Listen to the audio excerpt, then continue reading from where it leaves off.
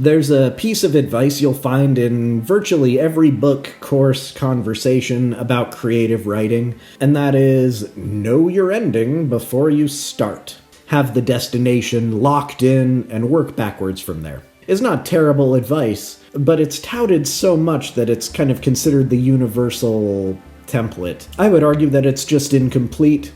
Following it too faithfully is one of the more reliable ways to end up somewhere very dull. I recently completed a full first draft of a novel. I had done everything right by conventional standards. I wasn't following a template or a technique or anything, but I sort of sneakily built my own and structured it according to that. I had my ending mapped out early. I built the earlier chapters to set it up. I planted the seeds. I followed the thread. I went for setup and payoff and delivered exactly what I'd planned to deliver. And when I went back to reread it, it was boring. Even the killer ending twist, which I thought was so cool, and still sounds cool as an idea, was pretty boring in execution. It wasn't broken, it wasn't structurally unsound, just dull. That is the one cardinal sin. Don't be boring. This ending, I'd been attached to it since before I wrote a single page, and that, I think, was exactly the problem. I spent so long in the comfortable glow of this imagined ending because I loved the idea so much, and you know when you read something or watch something and the ending is killer, it's like the best, and it feels so good to sort of live in that I never really sort of interrogated whether it was actually the right ending for the story that had developed as I was writing it. Stories evolve in the construction. Characters develop opinions of their own. The threads you didn't expect turn out to be load-bearing, so to speak. By the time you reach the end of a first draft, you're writing a somewhat different story than the one you started. And if your ending was locked in at the very beginning, there's a real chance it no longer belongs to the book you actually wrote. So I scrapped the major plot line entirely. I kept the general world and the basic premise and the characters, but I started the rework from scratch. I had kind of a sense of where things would end up, emotionally and circumstantially, but I don't have the locked-in killer ending that, solves everything at the end. That's deliberately left open. And I'm still working on that, so we'll see how that turns out. And I've got a few ideas on concepts that I think that either I came up with myself, or that aren't really discussed a lot or enough in the creative writing world, so I just like to offer them out there to you. These ideas, it's not a system, it's not a sequence to follow, there's no real final end point they're designed to deliver.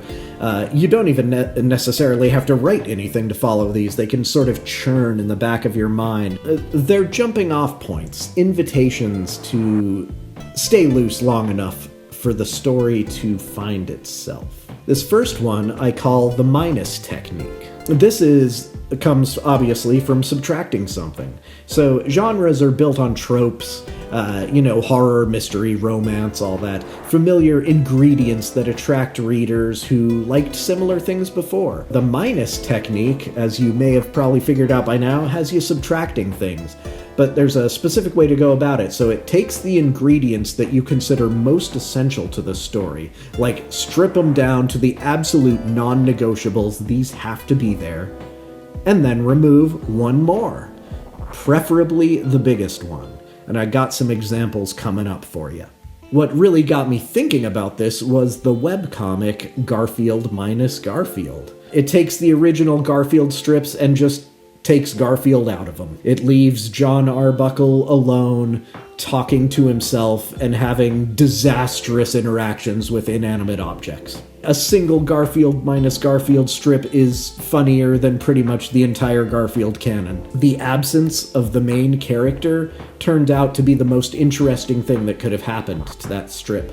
So then I wondered, could we apply this to other things? And as I looked around, I realized that people are, but they're not calling it that, or they don't know they're doing it consciously. Consider these sort of genre tropes. I got two of them. You have an impossibly resourceful supervillain coupled with a staggeringly incompetent law enforcement. What's missing here? Usually Batman, right? That's kind of a superhero story, but those two in particular are Batman. So once I saw that, I noticed that several episodes of the television show Black Mirror are this exact formula. You could call them Batman minus Batman.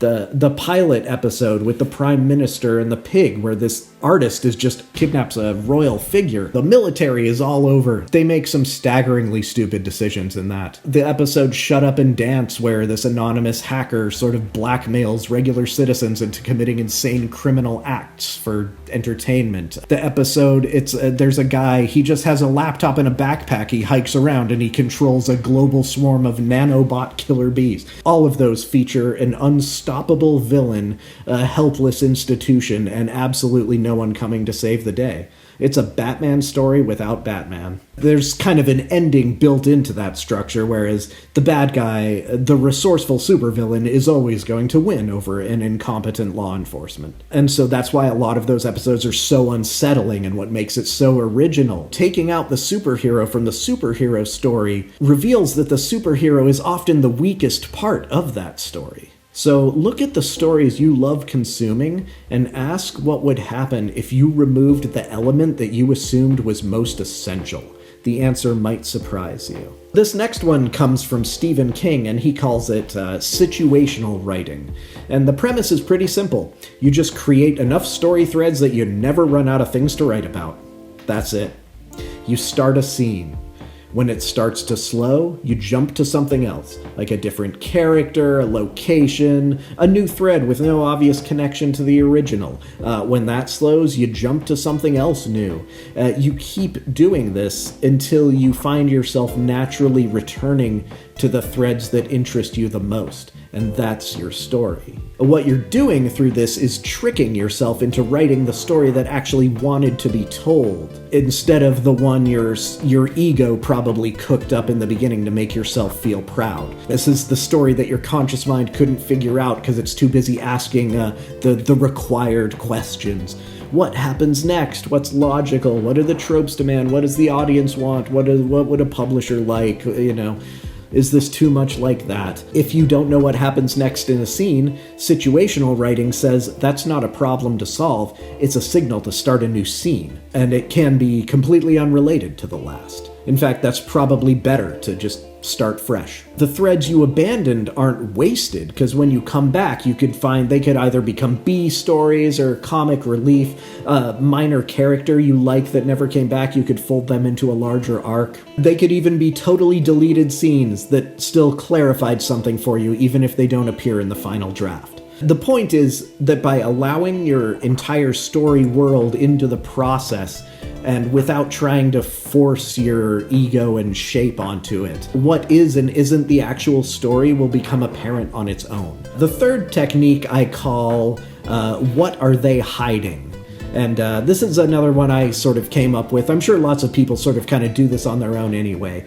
And this one especially requires no writing at all. In fact, it functions best as a sort of perceptual habit that runs in the background. Everywhere you go, in the world, you see there's locked doors, there's unmarked buildings, there's blocked roads, there's barns in the middle of nowhere with no obvious connections to anything, or if you're hiking on a trail, you might come across an old water tower or something. The question isn't so much what are they hiding, that's more what I call this general practice, but it's like, what's the strangest possible thing that could be in there? Everyone expects aliens at a secret government facility. Why not something else? Why would you hide the aliens in a government facility that everyone knows is the place where you would hide aliens? The question is, what utterly unexpected thing could justify this concealment?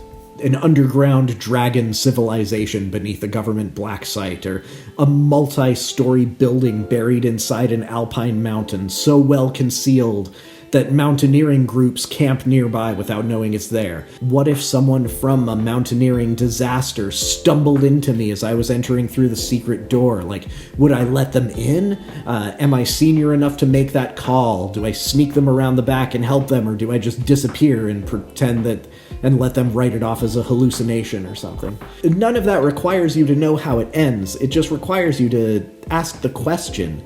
Let the question run and follow your curiosity. The story grows out of that wondering.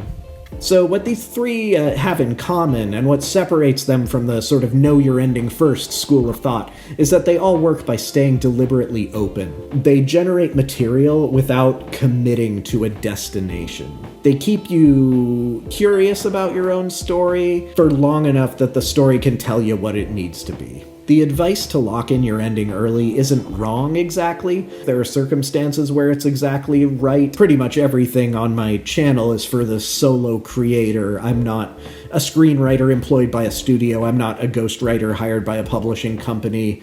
I'm not composing on commissions for like advertisements or like documentaries or something. I'm working on my own terms without a deadline or a committee or a contracted outline that I have to follow. So the best endings I've encountered in other people's work, and occasionally in my own, tend to feel like they were always inevitable. And this is the common advice: you want your ending to be surprising yet inevitable.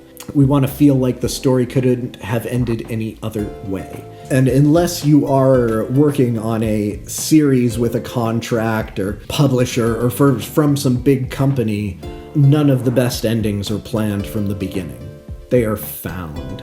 So if any of this sparked something, I'd love to hear about it in the comments. If you're stuck on a story or an ending that's been giving you trouble, try different things. Let us know how it works. I have graphic novels available. They're linked on my website below. The one called Seahorse, I wrestled with the ending a lot. And where it ends right now is the only one that felt satisfying, and it is by no means a traditional ending in any way. Until next time, leave the ending open a little longer than feels comfortable. See what shows up. Thanks.